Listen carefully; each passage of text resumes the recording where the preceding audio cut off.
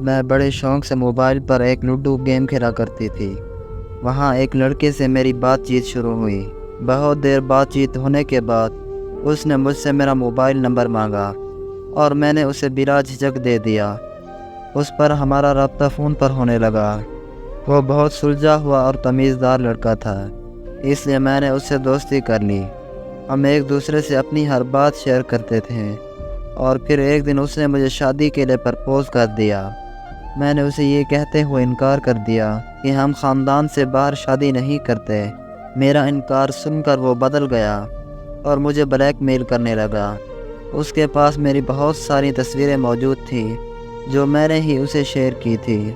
اس نے مجھے دھمکی دی کہ اگر تم نے مجھ سے شادی کے لیے ہاں نہ کی تو وہ میری ساری تصویریں انٹرنیٹ پر پوسٹ کر دے گا۔ میں بہت زیادہ ڈر گئی۔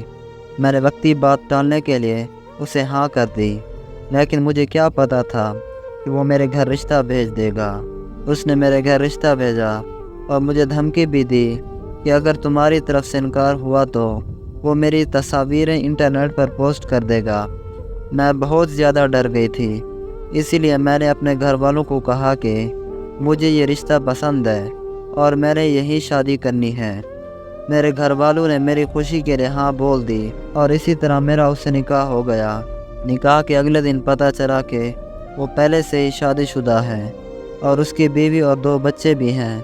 یہ سن کر میں بے ہوش ہو گئی اور جب میری آنکھ کھلی تو میرے سامنے خلا کے کاغذ پڑے تھے۔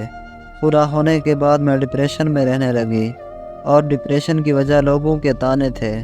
کوئی مجھے بدکردار بولتا تو کوئی مجھے منحوس بولتا اور میں اپنے والدین کے لیے سب سے بڑی مصیبت بن گئی تھی۔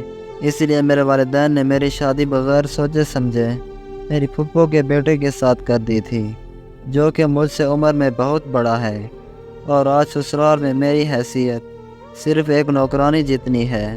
نہ مجھے میرے والدین اچھا سمجھتے ہیں اور نہ ہی میرے سسرال والے۔ میرا شوہر بھی مجھ سے نفرت کرتا ہے۔